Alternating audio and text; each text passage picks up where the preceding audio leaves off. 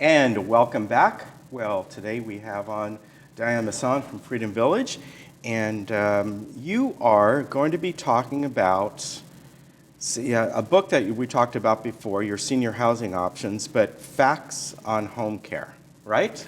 That's right. And I think the first thing we got to do is, for everybody out there in Laguna Woods, is define what is home care. Mm-hmm. So home care is actually paying a caregiver to come into your home and take care of you. Okay. And what they do is chore services. So they do things like cook a meal, do your dishes, walk your dog, take you to the doctor. What they can't do is nursing care, and what they can't, and they can't dispense medications for you. Okay. So it's basically having a paid friend coming in your home to take care of you.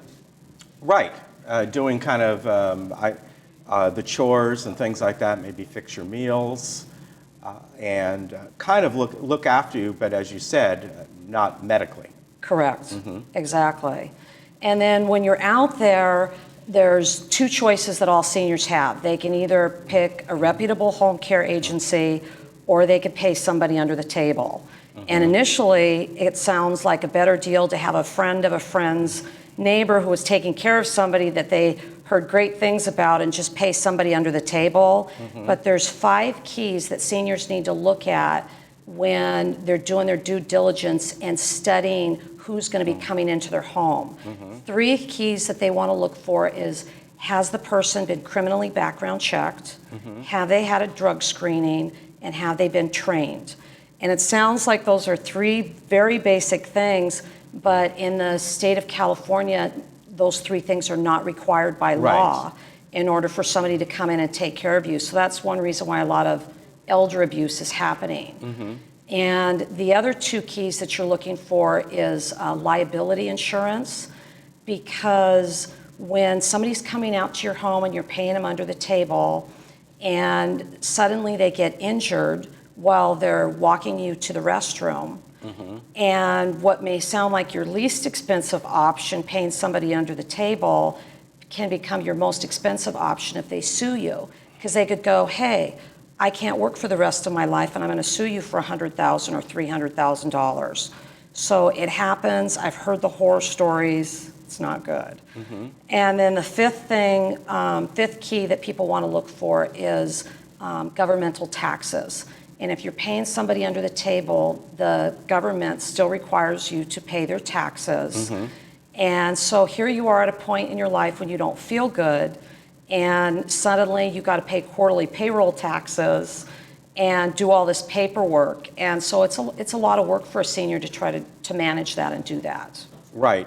I think one of the hardest thing for a lot of seniors that might be in this position is finding a reputable company, but also when they look at the cost difference, it can be huge, right?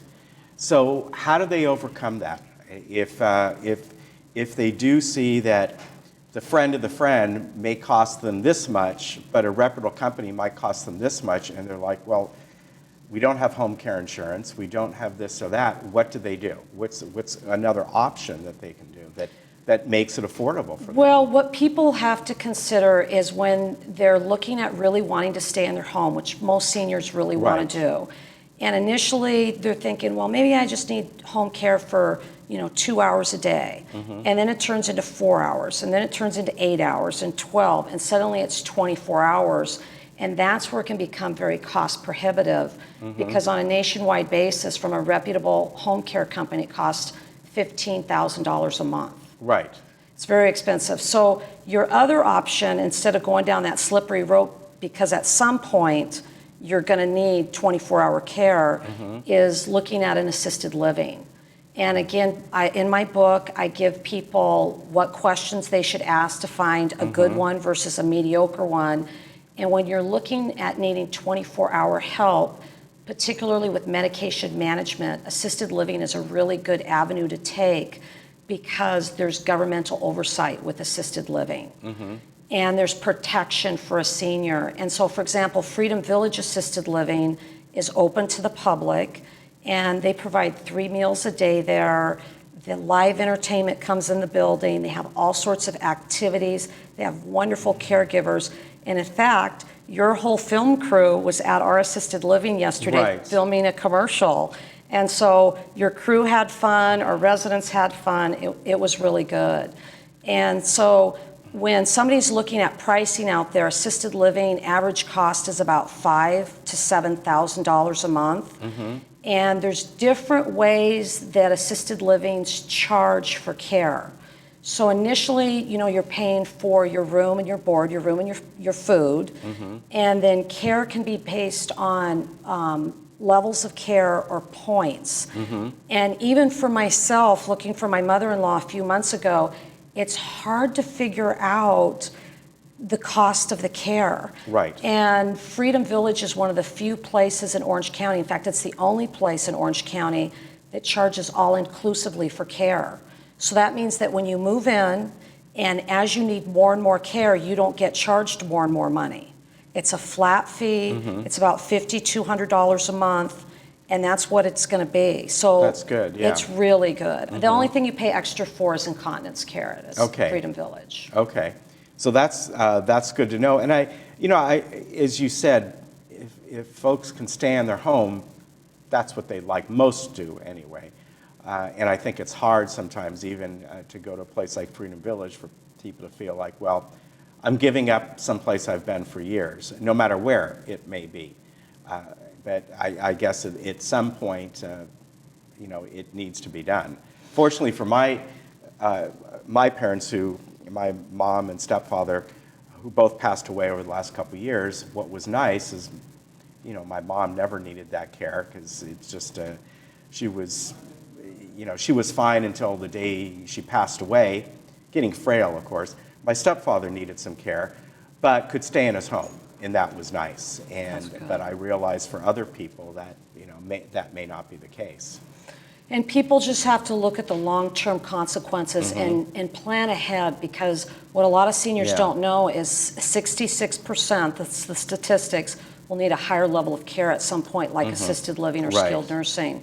So do you take your nest egg and try to stay home with it, and can you afford 24-hour care when you get to that point?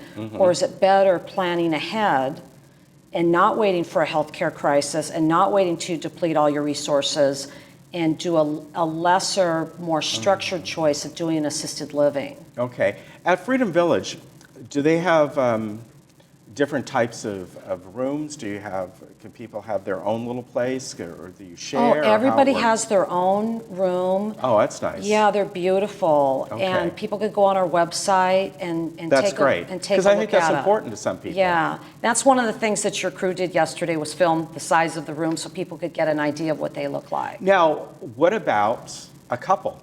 Can you have a couple in a room? Maybe, a married couple that are both at that point.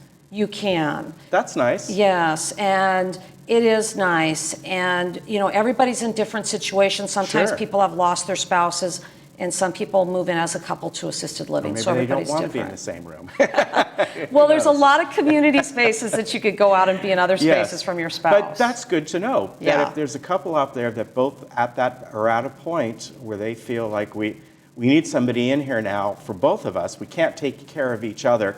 Maybe to a point they can, more about the companionship, but a place they can both go and stay and be together, that's great.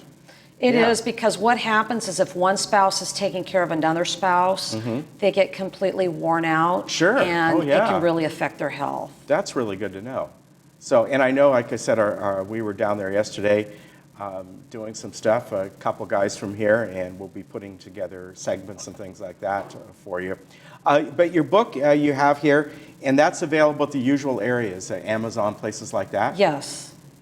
Okay, and you go through a lot of these things we just talked about in the different chapters of the book, and it's a good read. It's something that you might want to be picking up now, even if you're doing fine, but now's a good time to look over that. You can really, it's an easy read. You can get through that probably really almost in a day if you just sat back and read it, because the way you wrote that, it's easy to understand. So it's a good place. Besides Amazon, is it other places they can get it?